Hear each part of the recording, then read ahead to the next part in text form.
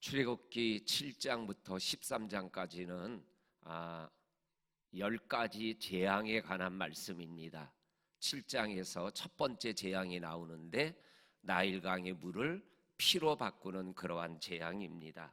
그런데 이 나일강은 풍요의 신으로 애굽 사람들이 섬기고 있었습니다.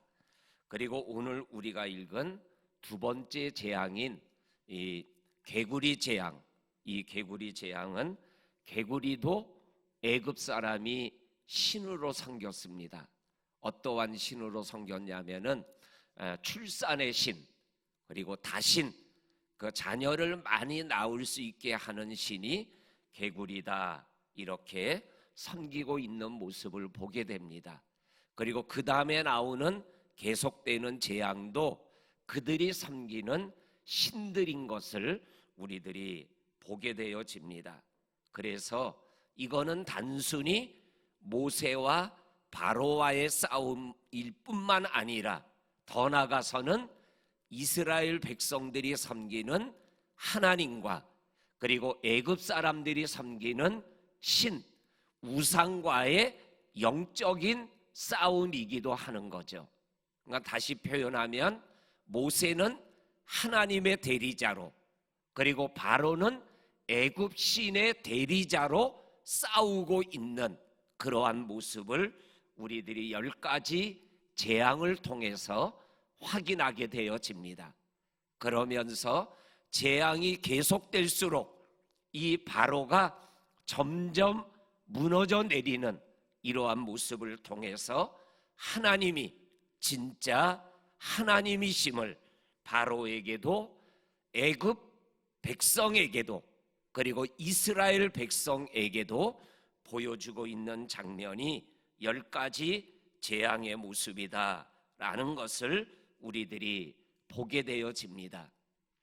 이 우상을 섬기는 모습이 성경에 얼마나 많이 기록되어져 있는지 모릅니다.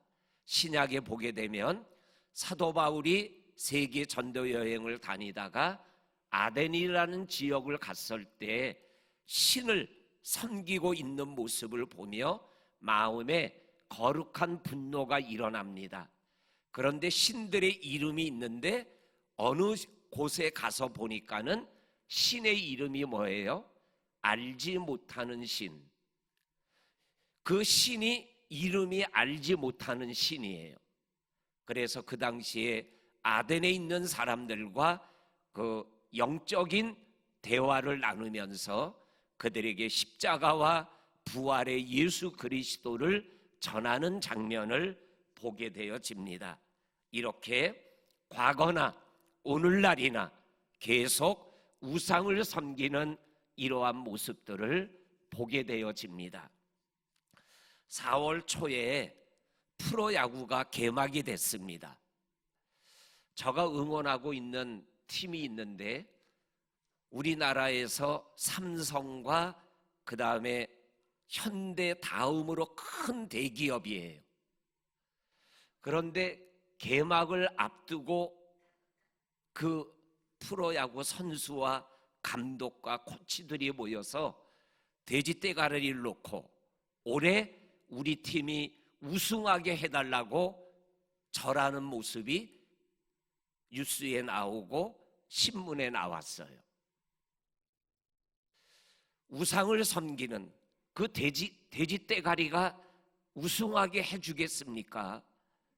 그런데 오늘 첨단을 걷는다라는 대기업의 그 프로야구 선수들과 감독이 돼지머리 앞에 절을 하면서 올해 우승을 하게 해달라고 절을 하는 거예요. 오늘 우리가 읽은 이 말씀에도 애굽 사람들이 풍요의 신 나일강 그리고 출산의 신 개구리를 섬기면서 생활해 나가는 그들에게 너희들이 섬기는 이것들은 신이 아니다, 악취가 나고 있는 이러한 모습을 통해서 진정한 하나님의 모습, 여호와가 하나님인 것을 알게 될 것이다 라는 오늘 말씀을 기억하게 되어집니다. 오늘 2절 말씀에 보면 이러한 말씀이 나옵니다. 내가 만일 이스라엘 백성들을 보내서 나를 섬기게 하는 이 말씀을 거역하면 재앙이 임할 것이다, 이렇게 말씀하고 계십니다. 하나님의 말씀을 거역하면 재앙이 임한다 라는 이 말씀은 진리인 거죠. 그때도 그렇고 오늘을 살아가는 우리에게도 이 말씀은 진리가 되는 거죠. 하나님의 말씀을 거역하지 않고 하나님의 말씀을 말씀으로 받으면 재앙이 임하는 것이 아니라 있던 어려움도 떠나가게 될 줄로 믿습니다. 사도행전 27장에 보면 사도 바울이 죄수로 끌려서 로마로 가는 배를 타고 가게 되어집니다.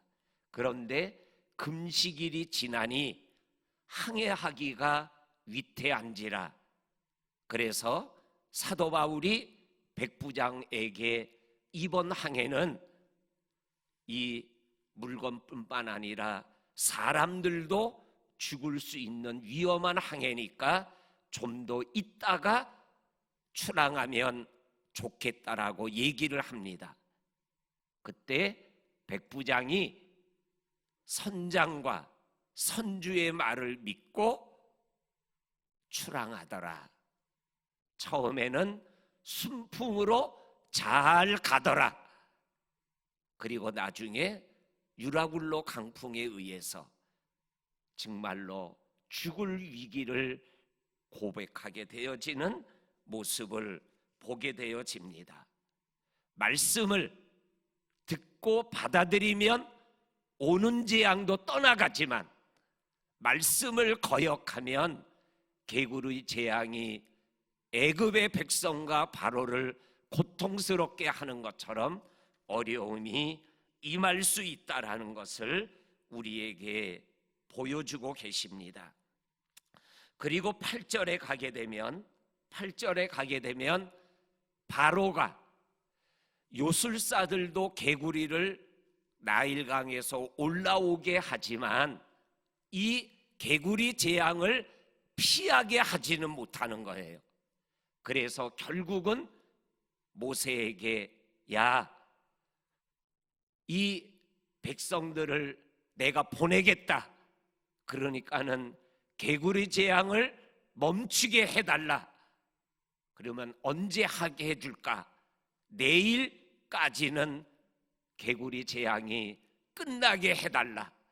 그러면서 이 바로가 모세에게 뭐라고 얘기하냐면 하나님에게 구해라. 이거는 모세의 말이 아니라 바로의 말이에요.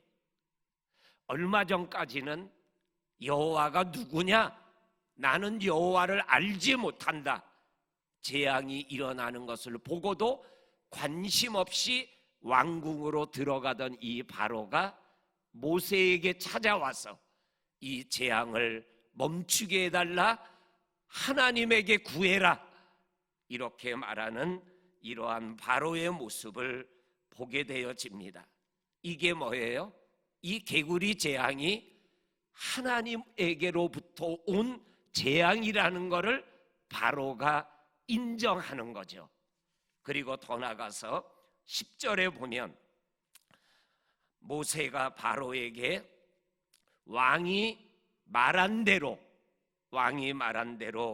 하나님께로부터 이 같은 일들이 일어난 줄을 왕이여 알게 될 것입니다. 이렇게 말하고 있는 것을 보게 됩니다. 그리고 12절에 모세가 하나님께 간구하니 13절에 모세의 기도대로 재앙이 멈추었다. 이렇게 말씀하여 주고 계십니다. 그런데 오늘 마지막 절 15절에 보니까는 바로가 숨을 쉴 수 있게 되니까 마음이 완강하여져서 완악하여져서 하나님의 말씀을 또 거역하고 또한 하나님의 말씀을 듣지 아니하고 이러한 모든 것들이 하나님의 말씀대로 되었다라고 말씀하고 있는 것을 보게 되어집니다. 정말 사람들이 생활해 나가는 이러한 모습, 요 15절을 우리나라 속담으로 표현하면 뭐예요? 화장실 갈 때하고 나올 때하고 다른 거예요. 재앙이 있을 때 바로가 행동했던 모습과 재앙이 끝나서 다행이다 할 때하고 바로가 달라지는 거예요.